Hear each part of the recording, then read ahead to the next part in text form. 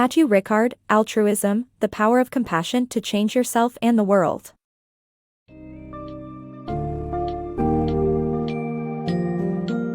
Embark on a journey to explore the power of compassion in this summary of Matthieu Ricard's book, Altruism, The Power of Compassion to Change Yourself and the World. Delve into the two types of altruism, natural and cultivated, and learn about the benefits and strategies for developing your own altruistic nature. Discover the contagious effect of love and how practicing it can improve your life and the lives of others. Moreover, get a glimpse into the neuroscience and epigenetics behind altruism, and understand the potential for change at both individual and societal levels.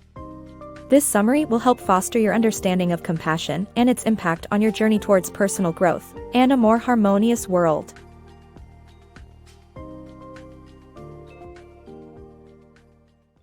Unleashing your altruistic self. Altruism has two facets, natural and cultivated. By nurturing our innate altruistic tendencies and deepening our introspection, we can strive to reduce the suffering of all beings and work towards their enlightenment, following the Buddhist path of the Bodhisattva. There is a universal call for people to embrace altruism, as our world would undoubtedly benefit from more acts of selflessness. However, to better understand how to practice altruism, it's essential to recognize that it can manifest in two different forms, natural and cultivated. Natural altruism refers to the innate inclinations we have towards taking care of those around us. One common example is a mother's nurturing love for her child. Contrarily, cultivated altruism is not inherent but must be consciously developed in our lives. Building an orphanage out of genuine concern for children without parents exemplifies this type. To nurture altruism within, start by examining your inner thoughts and feelings. You'll likely notice that you desire happiness and want to avoid suffering. By extending this fundamental insight to include all beings, you open the door to experiencing and embracing altruism. Recognizing that every creature's pain and joy are interconnected, the pinnacle of altruistic pursuits lies in liberating all from suffering. In Tibetan Buddhism, an individual dedicated to achieving this noble goal is called a bodhisattva. To become one, a person must take certain vows, committing their whole life to a spiritual journey directed towards alleviating the suffering of others while assisting them in attaining enlightenment. At the core of Buddhism's beliefs, ignorance or misunderstanding reality is the root cause of suffering. By developing our personal altruism through introspection and a heightened sense of empathy, we can strive to eliminate suffering and progress towards spiritual enlightenment, ultimately benefiting both ourselves and the world around us. Love's infinite power. Love is a powerful motivator that drives our inclination to help others, and it is also a contagious feeling. Our ability to feel love is not limited by external conditions, and we can nurture a loving mindset through practice. This loving energy brings happiness and motivates us to continue helping others. Furthermore, our brains contain mirror neurons that let us experience others' emotions, leading to reciprocation of the love we express. By actively cultivating love, we can foster positive social interactions without even trying. Love is more than just a fleeting emotion, it's a force that motivates us to engage in acts of kindness, creating a ripple effect of appreciation and contentment. With dedication, we can learn to harness this powerful emotion, regardless of our circumstances or the people surrounding us. Through her research, Barbara Fredrickson discovered that an individual could generate countless feelings of love throughout the day by adopting a loving mindset. This emotion fuels us with energy, making it easier to share love with others and experience exponential happiness ourselves. Take the example of a tutor who revels in their students' progress. Upon receiving gratitude in the form of a smile or small tokens of appreciation, the tutor's happiness grows, inspiring them to help even more students. But love's impact isn't solely personal, it can also resonate within our social circles. Our brains host mirror neurons that allow us to experience others' emotions. This neural phenomenon facilitates empathy and understanding, leading us to reciprocate love when we see it demonstrated. As a result, by actively cultivating love, we can effortlessly attract positivity and stronger social connections with those around us. Neuroplasticity boosts altruism. Engaging in positive and altruistic thinking can actually change your brain and make you more loving, thanks to the concept of neuroplasticity. In the past, it was believed that the human brain stopped growing in adulthood and personalities became fixed. However, MIT researcher Joseph Altman debunked this belief, proving that neurons continue to grow throughout a person's life, allowing for changes in behavior and thought patterns. This process of neuroplasticity is complemented by the field of epigenetics, which studies how external factors and mental states can influence gene expression. Essentially, by focusing on altruistic thoughts and actions, your brain not only grows more neurons related to goodness but can also influence your genes to make you inherently more altruistic. Scientists used to believe that by adulthood, human brains would cease to grow and even start to shrink, setting personalities in stone. This misconception was shattered in 1962 when MIT researcher Joseph Altman revealed that neurons continue to be produced throughout a person's life, laying the foundation for the concept of neuroplasticity. Neuroplasticity implies that as you perform a specific action, the brain area associated with it strengthens by growing more neurons. Consequently, fostering altruistic thoughts results in a greater number of neurons in the parts of your brain related to goodness, eventually making you more loving and compassionate.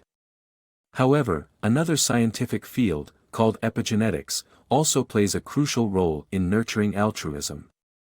Epigenetics investigates how external factors and mental states can impact the function of individual genes, either activating or deactivating them to express certain traits.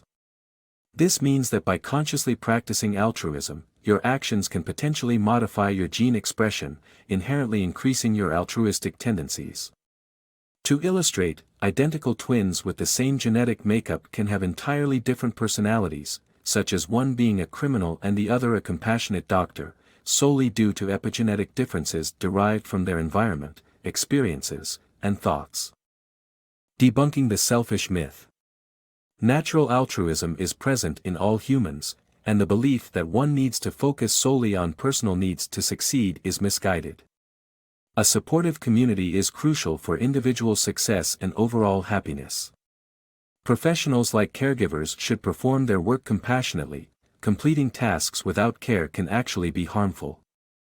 This misguided idea of prioritizing the self over others arises from a misunderstanding of Charles Darwin's theory of evolution, specifically, the phrase, survival of the fittest, which some mistakenly take to mean only the strongest survive when in fact, Darwin emphasized the benefits of social animals working together.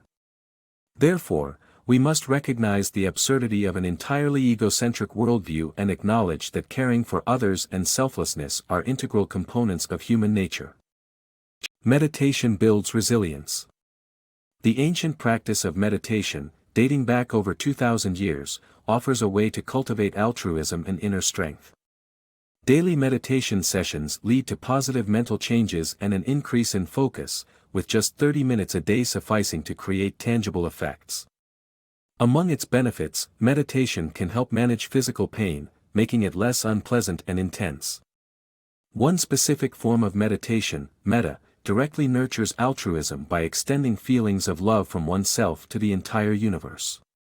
Meditation, an introspective practice spanning across centuries, not only provides a means of self-exploration but is also a remarkable method to cultivate altruism and fortify your mental constitution. A brief daily session of meditation can initiate profound positive alterations in your mindset. Findings from the Mind and Life Institute, dedicated to the scientific exploration of meditation, suggest that spending as little as 30 minutes meditating daily can sharpen focus, bolster your immune system, and even modify brain activity. Meditation has also been found to facilitate management of physical pain, allowing care providers to perform effectively in critical situations. Research indicates that only 4 days of 20-minute meditation sessions can significantly ease the unpleasantness and intensity of physical pain. Metta meditation, a form of practice with roots in the Pali language, embodies altruism as it involves extending love from within oneself to every corner of the universe, fostering a deep sense of empathy and compassion. Unsung heroes. Quiet altruism. Many true altruists perform acts of selflessness without seeking recognition or praise.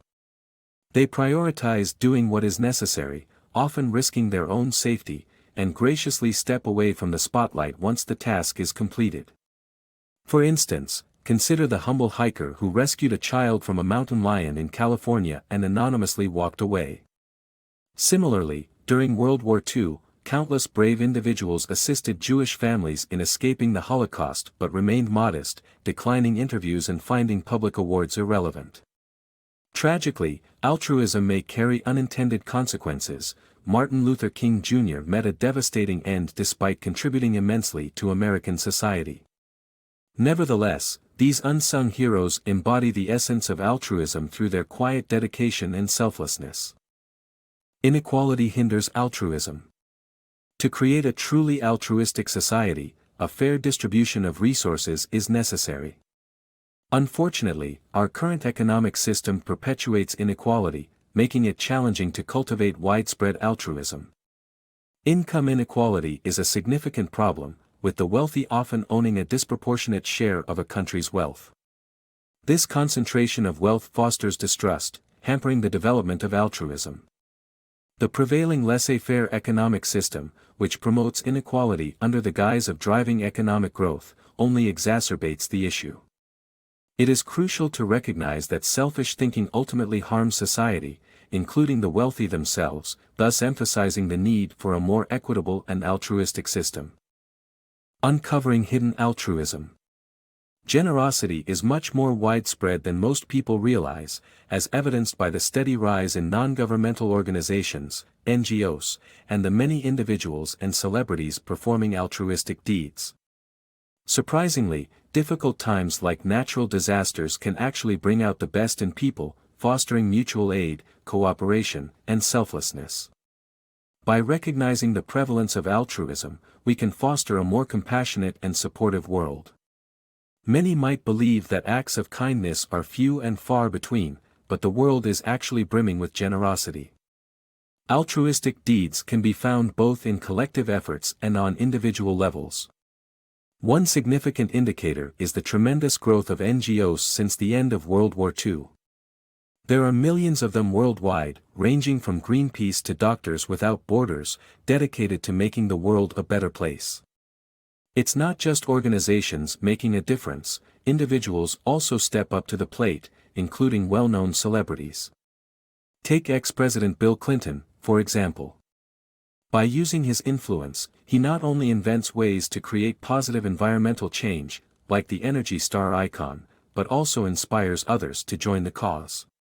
Interestingly, even the most challenging situations can reveal the innate altruism in people. During events like Hurricane Katrina or a fire, individuals often come together to offer crucial support and assistance to others, even at the expense of their own well-being. Rather than falling into chaos, communities tend to mobilize resources, share valuable information, and cooperate for the sake of everyone's safety. In the face of adversity, it's surprisingly common for people to act rationally and selflessly, taking care of each other instead of just focusing on their own needs. If we can acknowledge and embrace this altruistic nature that lies within us, we can create a world where kindness and supportiveness thrive, making our lives better both in times of crisis and during everyday moments. Empathy and collaboration for success. A brighter tomorrow hinges upon our ability to learn from each other and build empathetic collaboration, key principles for a peaceful society. Cooperative learning, where students work together to achieve understanding, has been proven to be more effective than individual learning. Great teachers exhibit empathy and care for their students, leading to improved test results, reduced vandalism, and decreased violence. Schools must invest in communicating humanistic values to develop compassionate individuals, which will pave the way for a better future. In our quest for a better world, we must recognize the power of learning from one another and cultivating empathy within our communities. By embracing these virtues, we can create a solid foundation for a more harmonious and successful society. Cooperative learning is a key component that fosters mutual understanding and growth. For instance, when Professor Robert Pletty of the University of Lyon brought together a group of struggling students, their knowledge and performance improved significantly. This demonstrated the effectiveness of collaboration, as these students would not have achieved the same results alone. Demonstrating empathy within educational settings is essential for teaching and fostering collaboration. An educator's greatness stems not from their knowledge or oratory prowess but from their ability to genuinely listen and care for their students. In turn, students become more engaged, respectful, and receptive to learning. Mark Greenberg's study reaffirmed that empathetic teachers not only encourage better academic performance but also decrease vandalism and violence among students. To instill humanistic values in our future generations, schools must prioritize nurturing empathy and compassion. One such example is Kidlington Primary School in Oxford, which consistently ranks above the national average despite being located in a disadvantaged neighborhood. By emphasizing a value each month, such as respect or openness, and incorporating it in various school activities, the institution fosters an environment where students grow morally and intellectually. Ultimately, embracing empathy and collaboration paves the way for a brighter future, and by adopting these principles, we can overcome challenges and create a more peaceful society.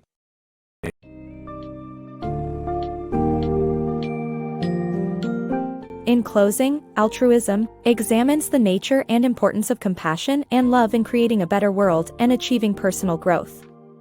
With insights into the distinction between natural and cultivated altruism, the book encourages readers to develop their own altruistic skills and mindset.